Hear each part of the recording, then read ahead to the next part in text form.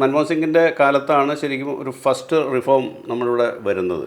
പണ്ട് ജവഹർലാൽ നെഹ്റുവിൻ്റെ കാലത്ത് നടന്ന റിഫോം അല്ലാന്ന് ഞാൻ പറയണില്ല. കാരണം അതായിരുന്നു ഏറ്റവും വലിയ റിഫോം.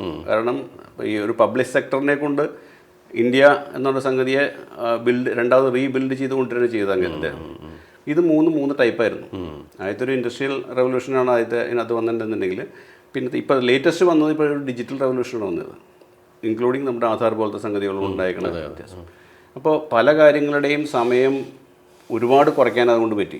സിമ്പിളായിട്ട് നമ്മൾ എടുക്കുകയാണെങ്കിൽ ഡോക്യുമെൻറ്റേഷൻസോ മറ്റുള്ള കാര്യങ്ങളൊക്കെ നോക്കുകയാണെങ്കിൽ OTP കാര്യം ഒരുപാട് പേപ്പർ വർക്ക് കൊണ്ട് നടന്ന സാധനം ടപ്പെന്ന് പറഞ്ഞ് കഴിഞ്ഞു. ടാക്സ് ഫയൽ ചെയ്യണ പോലും. അതെ, ഇപ്പോൾ ഈവൻ ഒരു ബ്രോക്കിംഗ് അക്കൗണ്ട് ഓപ്പൺ ചെയ്യണമെങ്കിൽ പണ്ട് 60-70 ഒപ്പിടണം ഒരു ആപ്ലിക്കേഷൻ ഫോമിൽ. 60-70 കൈ കൊണ്ട് ഒപ്പിട്ടിട്ട് വേണം ഒരു അക്കൗണ്ട് ഓപ്പൺ ചെയ്യാൻ.